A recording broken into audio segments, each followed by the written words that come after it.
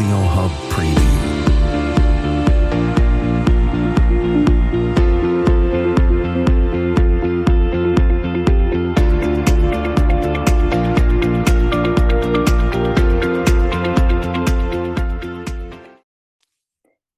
Bonjour, donc je suis ravie de pouvoir vous présenter le docteur Sophie Ouzounian, qui est endocrinologue en région parisienne et qui a fait son mémoire du DU de médecine environnementale sur la vulgarisation de l'exposition aux perturbateurs endocriniens et en particulier dans un milieu scolaire à l'école.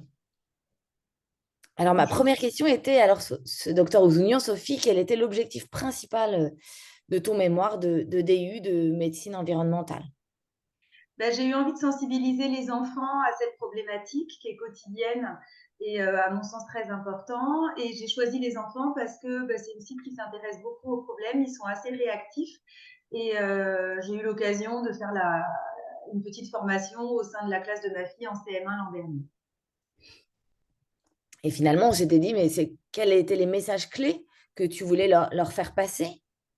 Leur message clé, c'était de leur faire comprendre qu'on avait des perturbateurs endocriniens partout, qu'on pouvait limiter certaines sources d'exposition et que quand on avait l'occasion de le faire, c'était toujours mieux de le faire, sans les inquiéter non plus, sans les angoisser par rapport à tout ce qu'on entend, notamment dans les médias, en leur disant oui, il y a des choses, il faut que vous sachiez, il faut que vous sachiez qu'il peut y avoir un retentissement de l'exposition prolongée aux perturbateurs endocriniens, mais on continue quand même à vivre le plus normalement possible.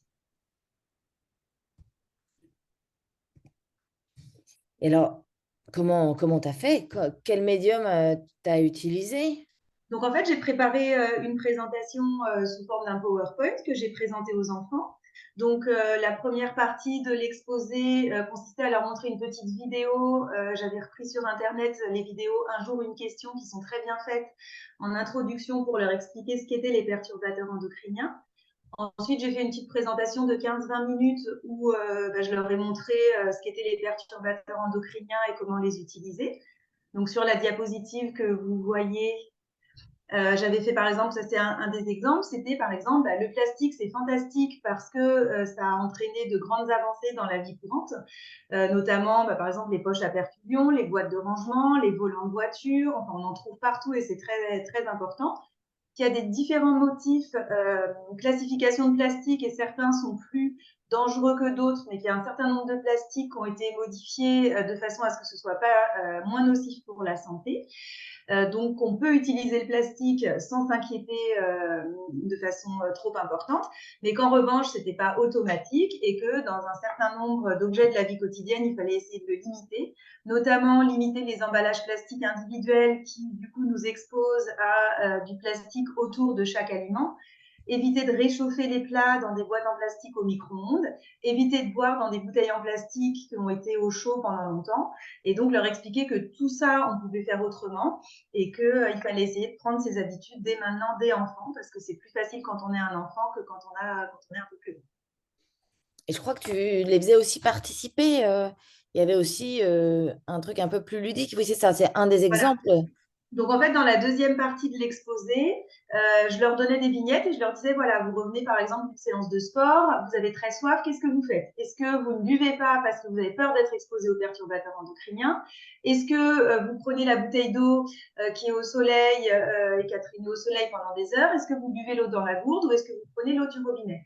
Et l'objectif, c'était bien sûr de leur dire, évidemment, vous avez soif, vous buvez. Donc s'il n'y a rien d'autre, vous prenez l'autre bouteille, même si elle a traîné au soleil, c'est pas bien, mais c'est mieux que de ne pas boire. Donc à chaque fois, c'était on essaye de classifier les choses.